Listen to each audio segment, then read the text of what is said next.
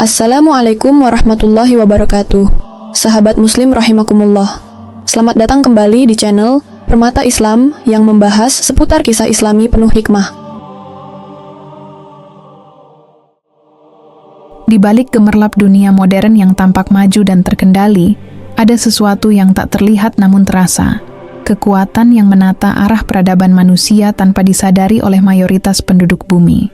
Mereka tidak berperang dengan senjata, tidak menjajah dengan kapal atau pasukan, melainkan dengan sistem. Sistem yang begitu rapi, terstruktur, dan halus, hingga orang-orang menyebutnya sebagai tatanan dunia baru. Istilah New World Order bukan sekadar teori konspirasi yang beredar di internet. Dalam dokumen resmi dan pidato-pidato politik sejak abad ke-20, istilah itu muncul berulang kali. Dari pidato Presiden Amerika Serikat George H.W. Bush pada tahun 1991, hingga laporan-laporan lembaga global yang menyinggung tentang global governance, tata kelola dunia yang menyatukan seluruh sistem ekonomi, sosial, dan politik manusia di bawah satu koordinasi. Namun, yang tidak pernah dijelaskan kepada publik adalah siapa yang mengatur koordinasi itu.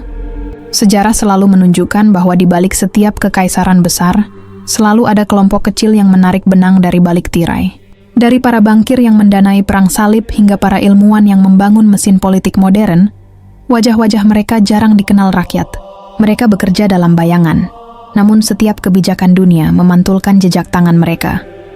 Inilah wajah kekuasaan yang tak terpilih melalui demokrasi, namun mengatur seluruh bangsa seakan mereka adalah Tuhan. Sejak awal abad 21, dunia telah berubah menjadi satu sistem tunggal yang terhubung oleh data, uang digital, dan kendali informasi. Di balik semua kemudahan itu, ada rencana besar yang sedang disusun. Rencana yang disebut oleh sebagian peneliti sebagai The Great Reset, di mana seluruh sistem lama akan diganti dengan tatanan baru yang lebih terkendali. Namun, apa yang dikatakan sebagai kendali bagi mereka, sejatinya adalah bentuk baru dari perbudakan bagi umat manusia. Krisis demi krisis, dari pandemi global, perang regional, inflasi ekonomi, hingga konflik energi, semuanya tampak acak di permukaan. Tetapi jika diselami lebih dalam, semuanya mengarah ke pola yang sama. Menghapus sistem lama, menciptakan ketergantungan global, lalu menghadirkan solusi tunggal yang mengikat seluruh manusia dalam satu aturan dunia. Sebuah aturan yang pada akhirnya akan menolak kebenaran ilahi dan menggantinya dengan hukum manusia yang tunduk pada kepentingan elit global. Para ulama dan mufasir akhir zaman telah lama memperingatkan bahwa menjelang kemunculan Imam Mahdi, dunia akan dipenuhi oleh fitnah yang mengatur manusia dari balik tabir. Dalam kitab Al-Fitan karya Nu'aim bin Hammad disebutkan, akan datang masa di mana kekuasaan tidak lagi di tangan raja, melainkan di tangan orang-orang yang tidak dikenal. Mereka mengatur urusan manusia dengan tipu daya dan fitnah. Dan kini, fitnah itu nyata dalam bentuk sistem global yang tampak ilmiah namun sejatinya batil. Dunia dikendalikan bukan oleh pemimpin yang terlihat di layar, melainkan oleh kekuatan tak bernama yang bekerja lintas negara, lintas ideologi, bahkan lintas agama. Mereka tidak peduli siapa yang berkuasa di permukaan, karena yang mereka bangun adalah struktur kekuasaan di bawah permukaan. Perhatikan bagaimana dunia hari ini bergerak menuju digitalisasi penuh. Uang tunai dihapus, data pribadi dikumpulkan, dan perilaku manusia direkam untuk membentuk masyarakat transparan. Semua ini dikemas dengan narasi indah, efisiensi, keamanan, modernisasi. Padahal sesungguhnya, inilah bentuk pengawasan global yang perlahan-lahan menjerat kebebasan manusia. Ulama terdahulu menafsirkan bahwa menjelang kedatangan Imam Mahdi, umat manusia akan hidup dalam sistem yang sangat canggih, namun juga sangat zalim. Ibnu Katsir menulis dalam An-Nihayah fi Al-Fitan wal Malahim, akan datang masa di mana dunia menjadi satu tangan dan manusia tunduk pada satu kekuasaan yang mereka sangka adil, padahal ia adalah fitnah besar. Fitnah besar itu tidak datang dalam bentuk satu pemerintahan diktator, melainkan melalui jaringan 6 kekuatan utama yang sedang membangun tatanan baru global. Mereka bekerja dalam senyap, beli lembaga, perusahaan dan bahkan agenda kemanusiaan. Namun arah tujuannya satu, menciptakan sistem dunia yang tidak membutuhkan Tuhan, tidak membutuhkan wahyu, dan tidak membutuhkan moralitas selain dari apa yang mereka tetapkan. Mereka menulisnya dalam laporan-laporan resmi yang terdengar akademis. Agenda 2030, Sustainable Development Goals, Global Digital Compact. Namun di balik istilah-istilah ilmiah itu, tersembunyi visi tunggal. Menyatukan umat manusia dalam kendali ekonomi dan moral yang sepenuhnya buatan manusia, menjauhkan manusia dari nilai spiritual, dan menghapus konsep keadilan ilahi dari peradaban modern. Dan di tengah bayang-bayang inilah, muncul 6 kekuatan besar yang kini mengendalikan hampir seluruh sendi kehidupan di bumi. Mereka adalah tangan-tangan tersembunyi yang mempersiapkan tatanan baru global, bukan untuk menyelamatkan dunia, melainkan untuk menghalangi datangnya sang pembawa keadilan sejati. Keenam kekuatan ini bekerja lintas dimensi: ekonomi, teknologi, ideologi, politik, militer, dan spiritual. Mereka bergerak seperti satu tubuh, tapi memiliki banyak wajah. Dari sinilah kisah itu dimulai. Kisah tentang 6 kekuatan rahasia yang menata dunia di bawah satu komando yang tak terlihat. Mereka bukan sekadar penguasa dunia modern, tetapi penjaga fitnah terakhir yang akan berhadapan langsung dengan pasukan Imam Mahdi di akhir zaman nanti. Yang pertama yaitu kekuasaan finansial global. Bank tak kasat mata. Segala peradaban berakar pada satu hal: kendali atas nilai tukar.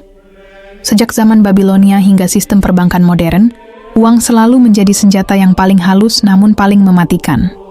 Pada abad ke-20, dunia menyaksikan perubahan besar ketika uang tidak lagi didukung oleh emas, melainkan oleh kepercayaan, dan kepercayaan itu dikendalikan oleh segelintir institusi keuangan internasional. Di atas semua bank nasional berdiri lembaga seperti Bank for International Settlements (BS) di Basel. Swiss disebut sebagai banknya bank sentral. Dari sinilah arus keuangan global diarahkan. Mereka menentukan standar bunga dunia, mencetak likuiditas digital, dan memaksa seluruh negara tunduk melalui mekanisme hutang. Negara yang menolak akan dihancurkan ekonominya lewat embargo, krisis mata uang, atau sanksi internasional. Namun ada yang lebih halus lagi. Mereka bukan hanya mencetak uang, tapi juga mencetak realitas. Melalui sistem digitalisasi ekonomi, setiap transaksi manusia kini bisa dipantau, dikontrol, bahkan dihentikan. Inilah langkah awal menuju dunia tanpa uang tunai di sebuah peradaban di mana nilai hidup seseorang bergantung pada skor digital yang ditentukan algoritma global. Nabi Muhammad Sallallahu Alaihi Wasallam pernah bersabda bahwa menjelang akhir zaman, fitnah akan datang bagaikan potongan malam gelap gulita, di mana seseorang beriman pagi hari lalu kafir di sore hari karena menjual agamanya demi sepotong dunia. Kini, potongan dunia itu tidak lagi berupa emas atau perak, melainkan akses digital ke dalam sistem ekonomi global yang dikendalikan oleh segelintir tangan tak terlihat. Disinilah kekuatan finansial global bekerja. Mereka bukan sekadar pengendali ekonomi, tetapi penjaga gerbang dunia digital yang sedang disiapkan. Sistem yang akan menghapus kedaulatan uang umat manusia, menggantikannya dengan satu bentuk mata uang global yang sepenuhnya diawasi. Ketika saatnya tiba, satu tombol bisa membungkam seluruh perlawanan tanpa perang, tanpa darah, hanya dengan memutus akses. Dan di antara barisan elit finansial dunia, terdapat persaudaraan lama yang sudah disebut dalam banyak literatur sejarah. Kelompok keluarga yang sejak lama mengendalikan lintasan ekonomi Eropa dan Amerika, mendirikan bank-bank sentral, mendanai perang, dan menyusun peta politik dunia dengan uang sebagai alatnya. Mereka tidak membutuhkan mahkota, karena dunia sendiri sudah menjadi tahtanya. Yang kedua yaitu kekuatan teknologi dan algoritma, mesin yang mengawasi dunia. Jika uang adalah urat nadi dunia, maka data adalah jantungnya.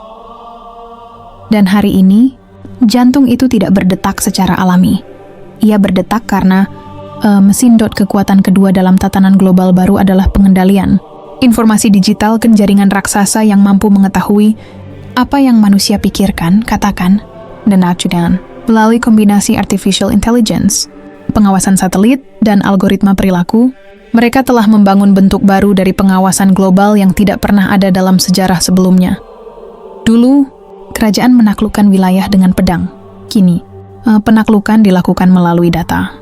Setiap kata yang ditulis, setiap pencarian yang diketik, setiap wajah yang terekam kamera jalanan, semuanya diolah menjadi pola perilaku manusia.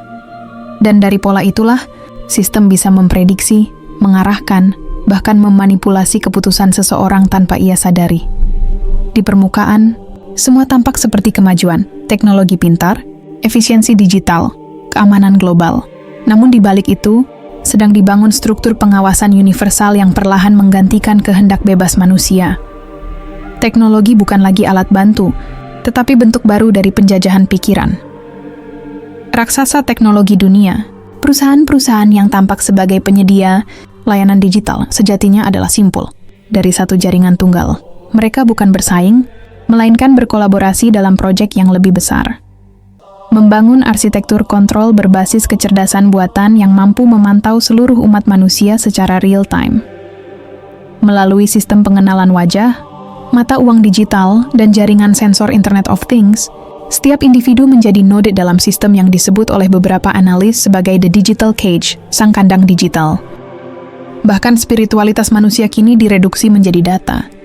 Ketika manusia berdoa, merenung, atau berbicara tentang keimanan di ruang maya, algoritma mencatat dan memetakan pola keyakinan itu. Dari sinilah lahir prediksi. Siapa yang taat, siapa yang radikal, siapa yang patuh terhadap narasi global. Sebuah penilaian tak terlihat, namun menentukan nasib banyak orang, pekerjaan, akses sosial, hingga kebebasan berpikir. Dalam pandangan sebagian mufasir, inilah bentuk mata Dajjal yang selalu mengawasi dari satu sisi. Bukan sekadar simbol spiritual, tapi sistem nyata yang menatap seluruh manusia dari layar-layar mereka sendiri. Ia tidak tidur, tidak lupa, dan tidak mengenal batas negara. Dan ketika semua manusia telah terhubung melalui satu jaringan digital universal, maka dunia akan memiliki satu pusat kesadaran buatan, sebuah Dajjal sistemik yang bukan manusia tapi memerintah seperti Tuhan. Dari sinilah mereka menyiapkan landasan bagi kekuatan berikutnya. Perang ideologi, kendali narasi, dan penyusunan ulang moralitas manusia agar tunduk pada sistem global yang mereka ciptakan. Dan semua itu berlangsung tanpa satu pun peluru ditembakkan, karena pertempuran hari ini terjadi bukan di medan perang, melainkan di dalam pikiran manusia. Yang ketiga yaitu kekuatan ideologi global, bentuk baru penjajahan pikiran. Setelah dunia dikuasai oleh uang dan teknologi, langkah berikutnya adalah memastikan bahwa umat manusia berpikir dengan pola yang sama. Inilah proyek besar yang dimulai secara halus sejak berakhirnya Perang Dunia II, membentuk kesadaran global yang tampak humanis, padahal sejatinya menjauhkan manusia dari nilai ilahiyah. Mereka tidak lagi menyebarkan penjajahan lewat kolonialisme fisik, melainkan kolonialisme pemikiran. Melalui media, film, pendidikan, dan bahkan sains populer, generasi manusia diarahkan untuk menyembah rasionalitas tanpa Tuhan, menolak metafisika, dan menjadikan materi sebagai sumber makna tertinggi kehidupan. Konsep moral lama dipelintir, batas benar dan salah dikaburkan, hingga manusia kehilangan arah spiritual. Narasi global kini dibangun atas slogan-slogan universal. Kebebasan, kemanusiaan, kesetaraan. Namun di balik kata-kata itu tersimpan ide tunggal, bahwa manusia tidak membutuhkan petunjuk ilahi, bahwa setiap individu adalah Tuhan bagi dirinya sendiri. Ini adalah bentuk modern dari ideologi Dajjal, menciptakan dunia yang tampak damai, namun perlahan menyingkirkan peran Tuhan dari kesadaran manusia. Mereka menanamkan ide bahwa semua agama sama, semua kebenaran relatif, dan semua jalan menuju keselamatan bisa ditentukan oleh manusia itu sendiri. Padahal, dalam pandangan nubuat, inilah fitnah besar. Manusia membangun menara kebenaran buatan, lalu menolak cahaya wahyu. Ketika ideologi ini merasuk dalam budaya populer, generasi muda tak lagi merasa butuh kitab suci. Mereka hidup dengan moralitas algoritma, nilai yang ditentukan oleh tren dan popularitas. Lihatlah dunia hiburan, media sosial, bahkan kurikulum pendidikan modern, semua diarahkan agar manusia kehilangan rasa takut kepada Tuhan, namun tetap sibuk mengejar kepuasan instan.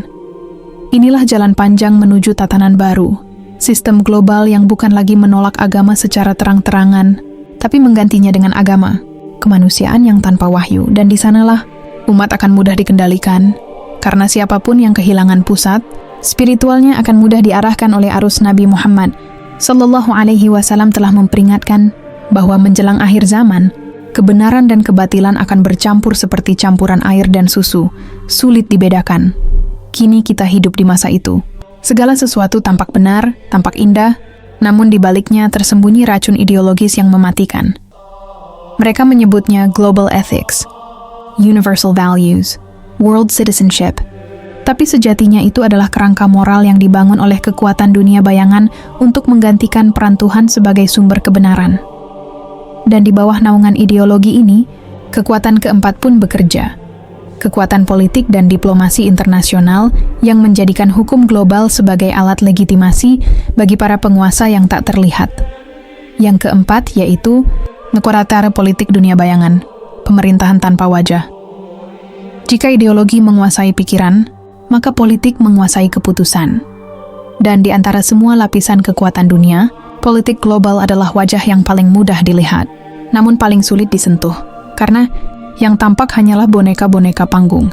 Para pemimpin negara yang sesungguhnya dikendalikan oleh tangan-tangan tak terlihat di balik layar. Mereka tidak duduk di kursi pemerintahan, tapi di kursi-kursi konferensi rahasia, pertemuan tertutup, forum elit dunia, organisasi internasional yang seolah netral namun memiliki agenda tunggal, mengatur arah dunia menuju sistem tunggal.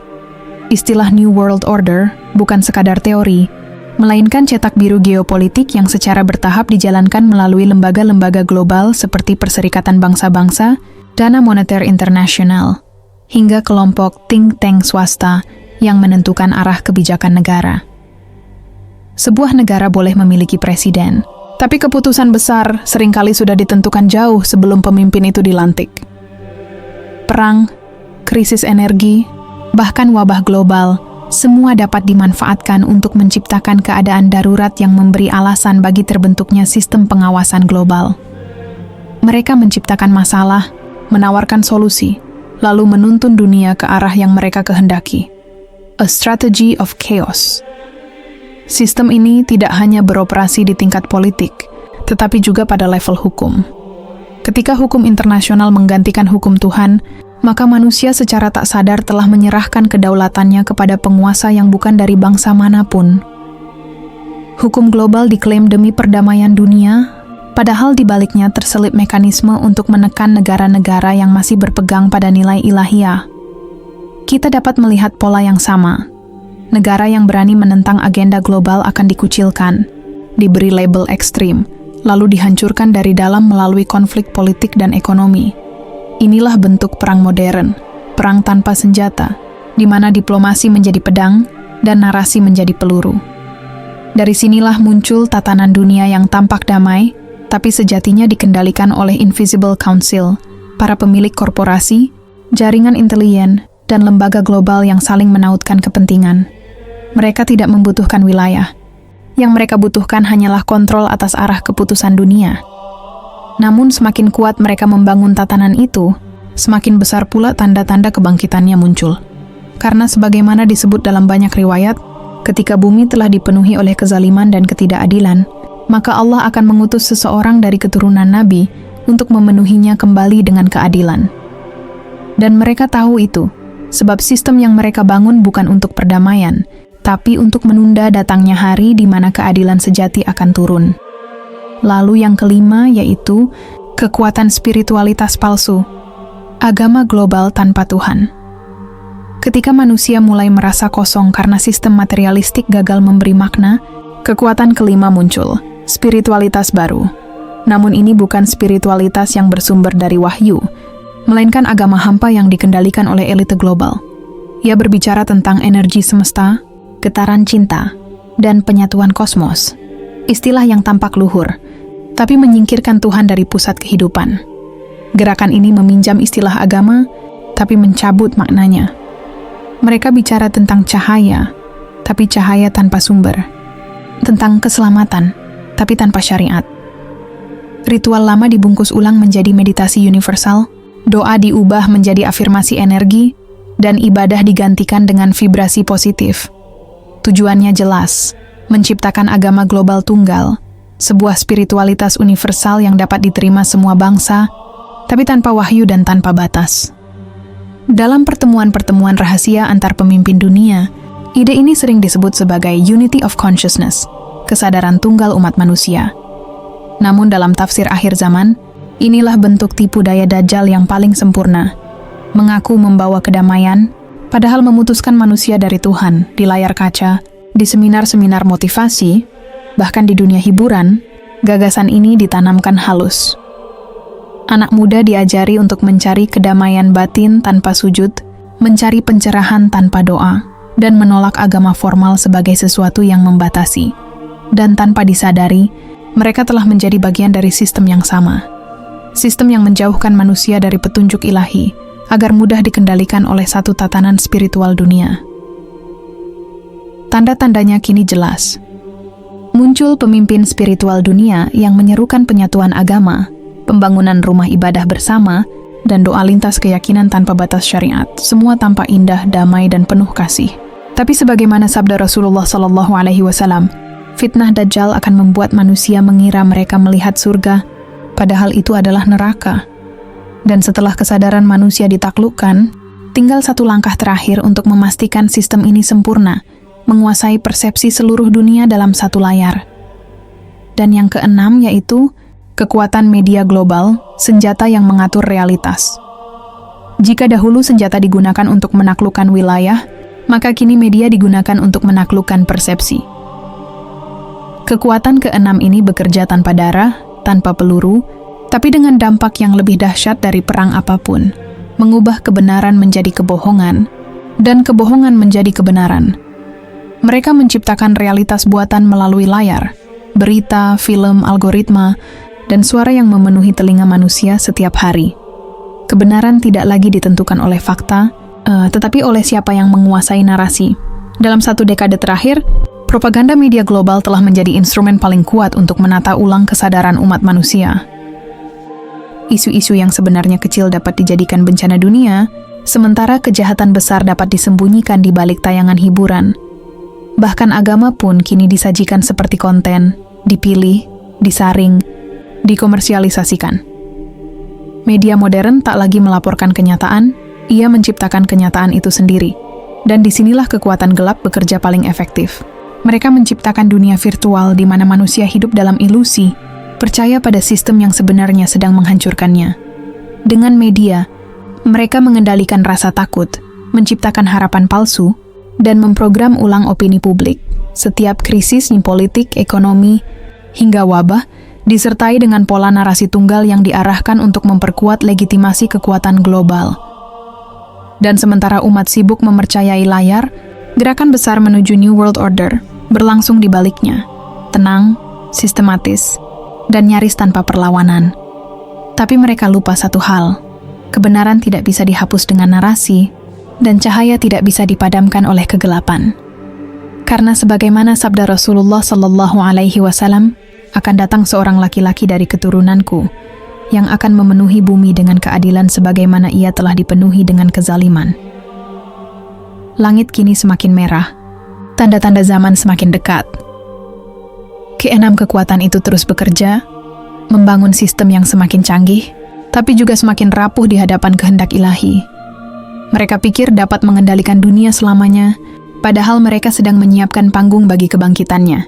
Dan kelak, ketika sistem ini mencapai puncaknya, ketika manusia merasa tidak ada lagi jalan keluar selain tunduk pada tatanan global, saat itulah Imam Mahdi akan muncul. Ia akan menembus kebohongan media, menghancurkan ideologi palsu, menggulingkan kekuatan ekonomi, dan mematahkan seluruh jaringan kegelapan yang telah menutup dunia selama berabad-abad. Ia tidak akan datang sebagai penguasa yang haus kekuasaan, melainkan sebagai cahaya kebenaran yang menyapu gelapnya sistem dunia. Dan pada saat itu, seluruh kekuatan yang pernah mereka bangun, dari ekonomi, teknologi, politik, hingga spiritual palsu, akan runtuh seperti menara pasir tersapu badai. Karena pada akhirnya, tidak ada tatanan yang abadi kecuali tatanan Allah Subhanahu wa Ta'ala. Dan semua sistem yang dibangun untuk menghalangi kedatangan Imam Mahdi akan menjadi saksi bahwa kebenaran, seberapa lama pun ditutupi, akan tetap menemukan jalannya.